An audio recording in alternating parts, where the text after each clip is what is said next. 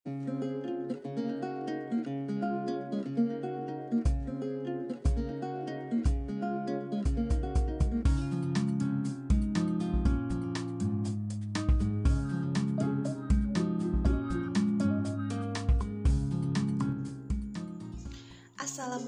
warahmatullahi wabarakatuh. Kembali lagi belajar bersama Miss Dwi. Hari ini kita masih belajar di tema 1 tentang selamatkan makhluk hidup dan di subtema 1 tentang tumbuhan sahabatku.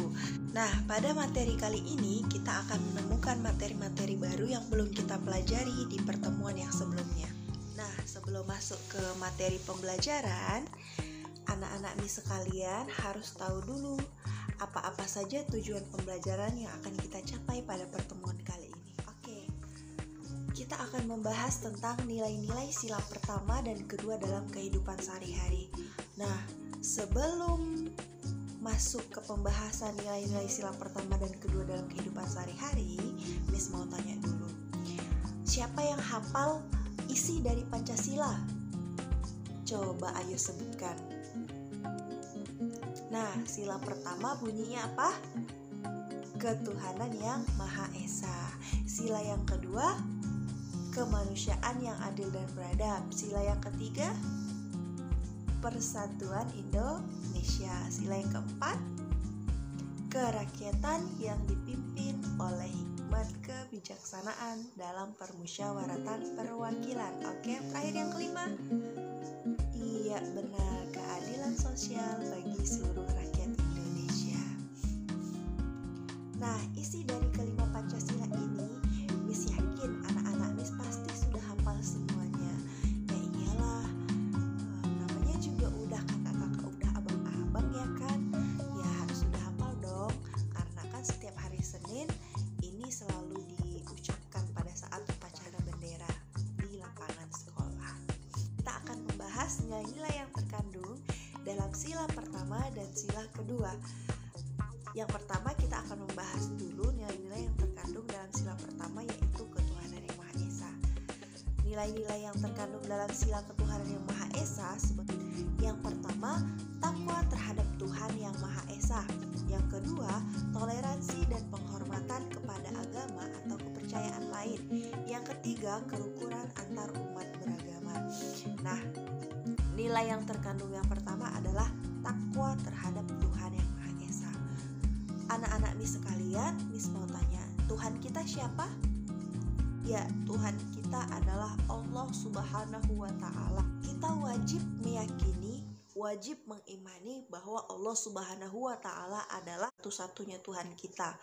Allah itu Maha Esa, Maha Tunggal, tidak beranak dan tidak diperanakkan.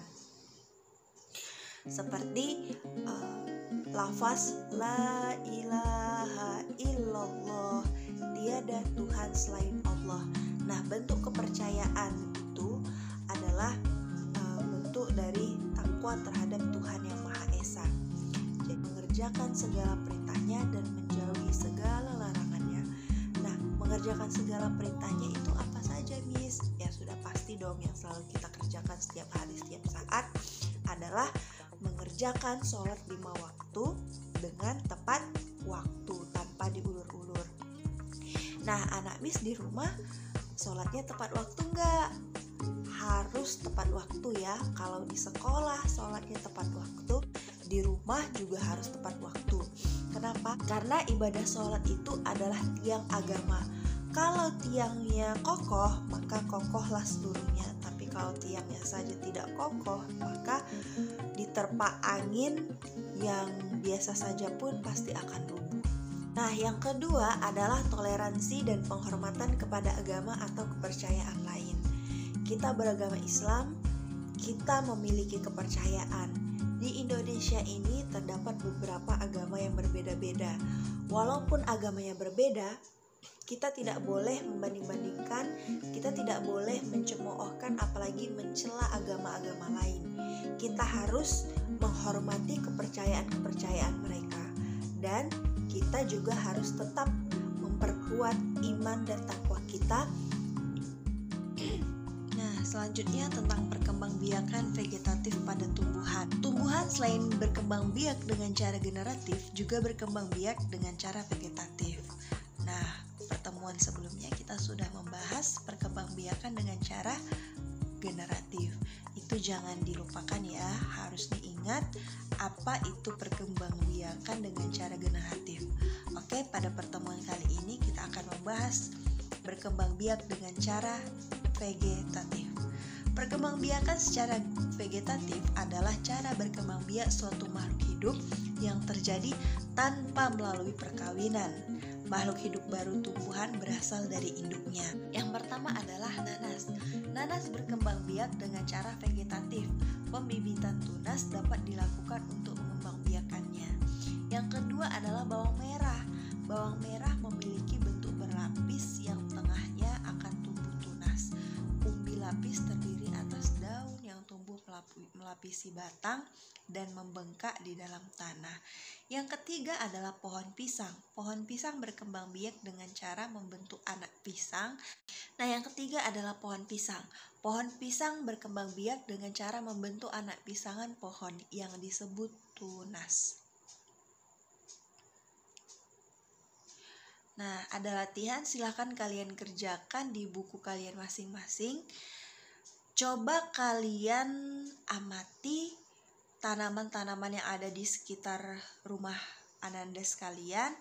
Tulis nama tanamannya, kemudian cara berkembang biaknya seperti apa, dan berikan penjelasan atau keterangan. Ini contohnya ada Miss kasih.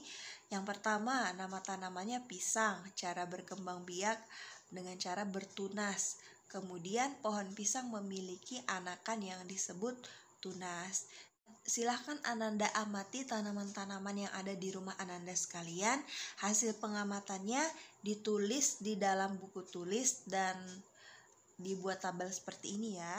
Nah, selanjutnya kita membahas ide pokok lagi, dan di sini ada teks tentang tumbuhan sumber kehidupan. Indonesia adalah negara kepulauan yang terletak di garis khatulistiwa. Indonesia memiliki dataran tinggi, dataran rendah, dan perairan. Dataran rendah adalah dataran yang memiliki ketinggian 0 sampai 200 meter di atas permukaan laut. Hampir semua ibu kota provinsi di Indonesia terletak di dataran rendah. Tumbuhan di dataran rendah adalah padi, palawija, dan tebu. Wilayah pantai termasuk dataran rendah. Indonesia memiliki banyak pantai karena negara kita terdiri atas ribuan pulau. Tumbuhan di wilayah pantai adalah kelapa, bakau, dan ganggang. Dataran tinggi adalah dataran luas dengan ketinggian lebih dari 200 meter di atas permukaan laut. Beberapa dataran tinggi di Indonesia adalah dataran tinggi Dieng yang terletak di Jawa Tengah, dataran tinggi Malang, dan dataran tinggi Tengger di Jawa Timur, dataran tinggi Alas di Aceh, dan dataran tinggi Bone di Sulawesi Selatan. Jenis tumbuhan di dataran tinggi adalah teh, kopi, cengkeh, buah-buahan, dan sayuran.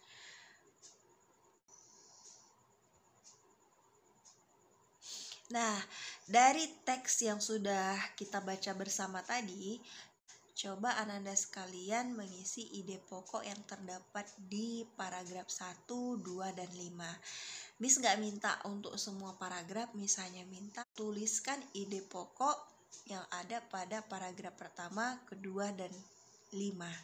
Pertemuan sebelumnya kita sudah membahas tentang ide pokok, apa itu pengertian ide pokok, bagaimana cara mendapatkan ide pokok.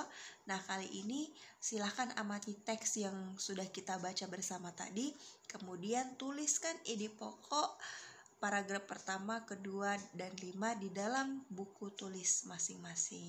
Oke, sekian materi kita hari ini. Mari sama-sama kita doakan supaya pandemi ini segera berakhir. Jadi kita dapat menjalani kehidupan kita secara normal. Jadi nak, ketika kalian sholat, ketika kalian berdoa, jangan lupa disisipkan doa untuk negeri ini. Agar pandemi ini segera berakhir dan kita bisa sekolah dengan cara normal seperti biasanya. Walaupun demikian, ini adalah takdir Allah yang tidak bisa kita pungkiri, tidak bisa kita tolak. Jadi pesan Miss, walaupun kita belajar dari rumah masing-masing, tetap belajar dengan cara apapun, dan jangan lupa sholat tetap dilaksanakan. Kalau di sekolah kita sholat wajib tepat waktu, sholat sunnah qobliyah ba'diyah selalu dikerjakan. Di rumah, apa-apa kebiasaan yang ada di sekolah itu yang baik-baik jangan ditinggalkan, tetap diterapkan di dalam rumah. Jadi jangan tinggalkan sholat duha, jangan tinggalkan sholat sunnah ba'diyah qobliyah, yang sunnah saja jangan ditinggalkan, apalagi yang wajib. Sekarang anak-anak Miss sudah kelas 6, sudah beranjak remaja, jadi jangan lagi seperti anak-anak. Baik, Miss akhiri. Nasrun minallah wa fathun qarib wa basyiril mu'minin. Assalamualaikum warahmatullahi wabarakatuh.